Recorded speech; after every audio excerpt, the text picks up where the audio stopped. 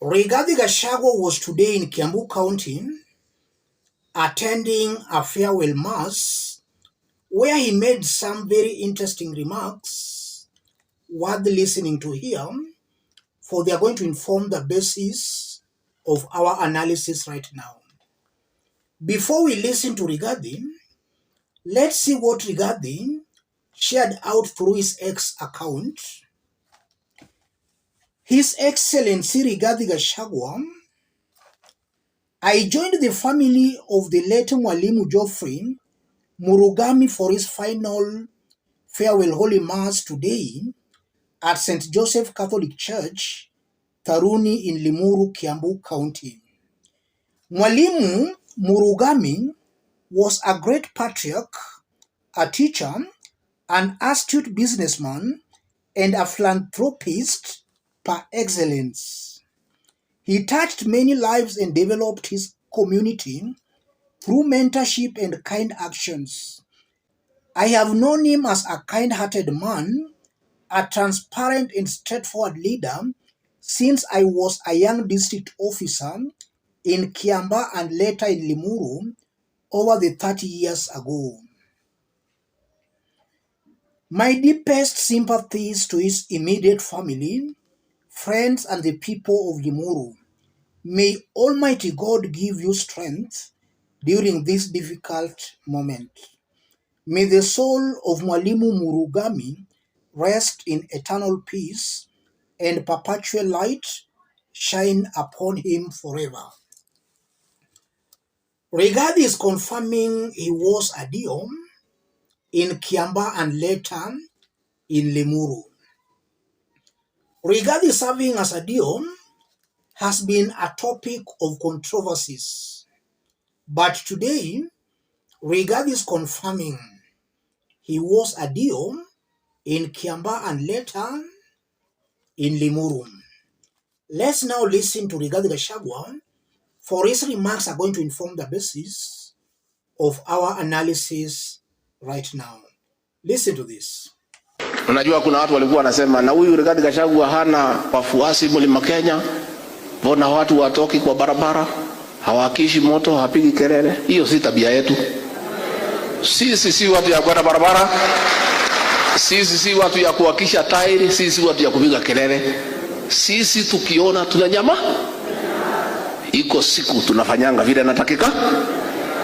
Ile mtu yomoga nyosho ni uliko mukira ki muyomererie wekura mwahurire ya senata wetagwo Karungo athangwa eyo ucio mwanake ndangigurwo mbeca ona cigana ndangendia ruriri mukamuhoyagira mukamuririkanaga na gathoni wa mucomba na mwanake onge wa hali ajuja wetagwo George Koimburi cio nĩ itungati cia ruriri. Ndiwe tutire na uru na mundu, ndiwe turacaria kihoto. Turauga we have faith that our judiciary will protect and uphold the Constitution of Kenya and will exercise fairness and give justice to Rigathi Gachagua and his supporters. That is our prayer. But I want to ask for peace, more so to my people of the Mount Kenya region. Please remain peaceful. Love one another. Stay well with all other regions and communities. They have not wronged us. They are our friends. Kenya is bigger than all of us. And we don't have another Kenya. We only have one Kenya. Yes. That's Rigathi Gachagua. Rigathi is saying, hiyo tabia sio yetu. Watu wa kuwakisha tiles kwenda kwa barabara. He's saying that the Kikuyu nation, hiyo sio tabia yao. He goes ahead to name some members of parliament and some senators there. Karungo Wathangwa wa Muchomba and Koimburi. So he's endorsing those leaders. Where does he now leave the people? Is it prudent for him to endorse leaders on behalf of the people, or should the people elect their own leaders? He goes ahead to say he has faith in the judiciary, after which he concludes by saying, I want to ask for peace, the mountain to remain peaceful. What does all that mean, ladies and gentlemen? Let's dig deep. If you are watching us but you have not yet subscribed, subscribe, give the video a like. Let's proceed.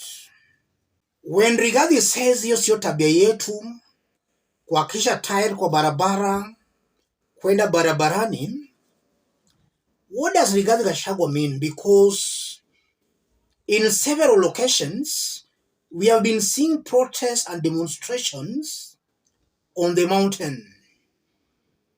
In fact, sometimes the protests turn very violent.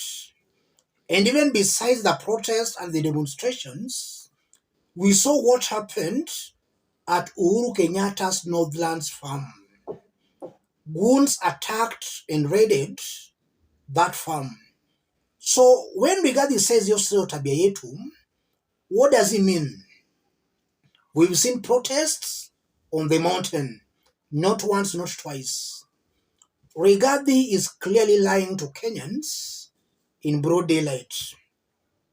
When he goes ahead to name some leaders there, Karungo Watangwa, Wamuchomba, Koiburi, Rigathi was speaking in Kiambu County. And those leaders are from Kiambu County.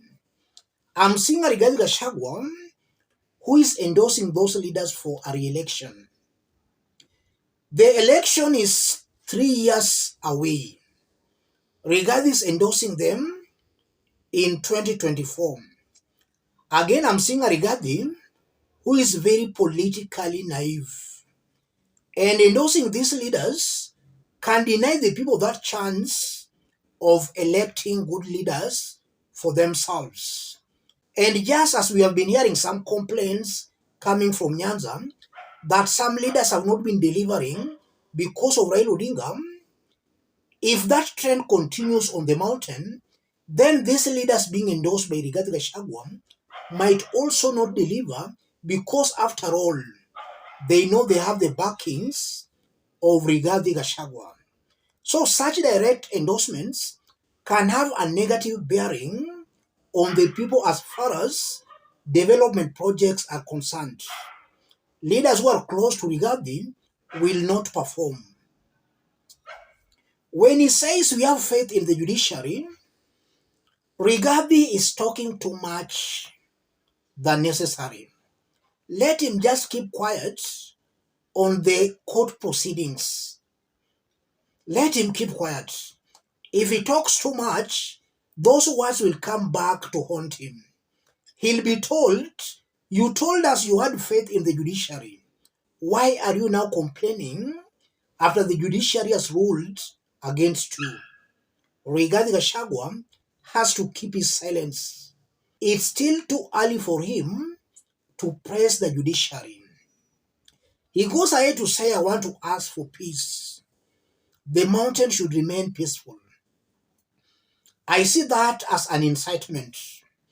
He's trying to incite the mountain to violence. And he's inciting them to violence because they never took to the streets to demonstrate when he was impeached. The mountain, upon Rigathi being impeached, the mountain has been very peaceful. In fact, the mountain did celebrate. We saw celebrations in Mount Kenya East and even in some parts of Mount Kenya West.